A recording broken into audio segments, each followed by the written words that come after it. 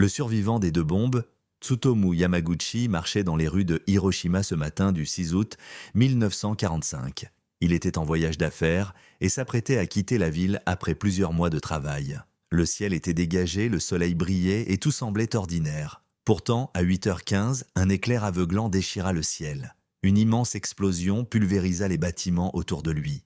Soufflé par la détonation, Yamaguchi fut projeté au sol. Un bruit assourdissant envahit l'air, suivi d'une vague de chaleur infernale. Son corps fut brûlé, son tympan perforé. Il tenta de se relever, vacillant au milieu du chaos. Tout autour, la ville n'était plus qu'un enfer de flammes et de cendres. Brûlé et en état de choc, il réussit à rejoindre un abri où il passa la nuit.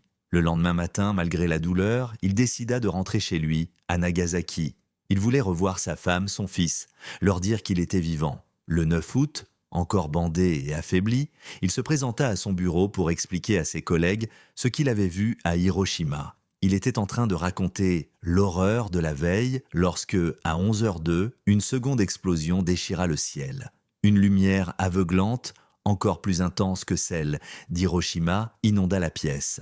Une nouvelle onde de choc brisa les vitres, projetant tout le monde au sol. Tsutomu Yamaguchi venait de survivre à une deuxième bombe atomique. Le destin semblait s'acharner sur lui, mais il refusa de céder. Son corps souffrait, son esprit vacillait, mais il tint bon. Contre toute attente, il survécut aux blessures et aux radiations. Il vécut jusqu'à 93 ans, portant en lui le souvenir de l'horreur et la force d'un homme qui avait échappé 2 fois à la mort. Jusqu'à la fin de sa vie, il raconta son histoire pour que le monde n'oublie jamais.